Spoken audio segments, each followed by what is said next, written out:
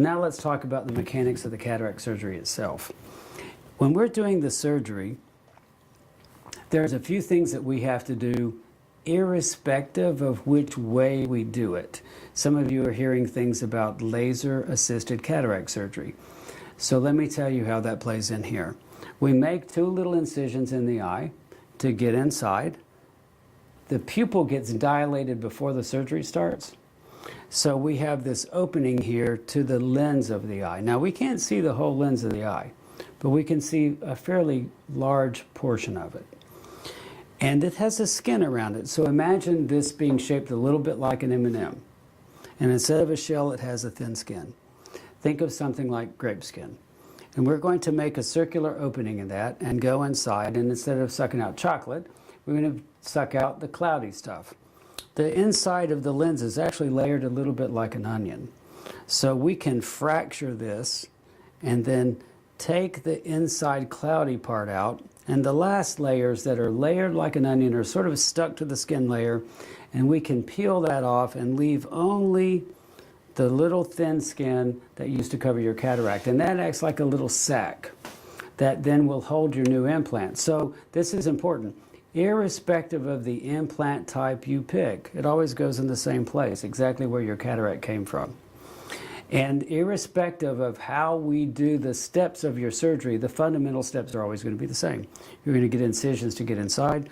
We're going to make an incision through the front or some kind of way to open the skin on the front. We're going to break this up initially into some bigger chunks, and then we're going to use a device that fractures it into little fragments, and we vacuum the fragments out and put an implant in. Laser. What does laser do? Laser makes these very precise little incisions into the eye, and incisions through the skin right there that I spoke of, and it cleaves the cataract into some sections, and it does that without us touching it. Why is that important? The amount of energy that we have to use inside the eyeball, the small, soft, wet thing that we operate on, the amount of energy that we have to use inside the eye is reduced by that. When we go in, and especially in advanced cataracts, bad cataracts, when we have to break this up and then use the device which shatters it into small pieces and vacuums it out, we must use more energy in those cases inside the eye to get that done than we do if we can do it with laser assistance. So the value of laser assistance, largely in those cases, and really arguably in every other case, is it reduces the amount of energy and therefore the kind of intraocular trauma that you can get in cataract surgery. One other thing it does.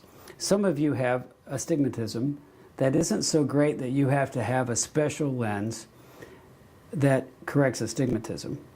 In your cases, we can use the laser to make some fine, very carefully programmed incision in the cornea that will very subtly change the shape of the cornea and reduce your astigmatism.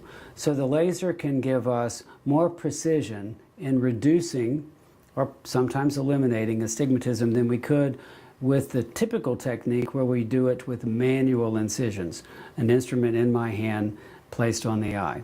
So laser can help us with surgery by reducing trauma, and it can help us with astigmatism by doing it with laser-guided precision. That said, we've done thousands and thousands of cases with manual instruments, and you can have this assurance that no matter what we do, it's going to be the best, safest, most accurate surgery we can do with whatever technique you pick.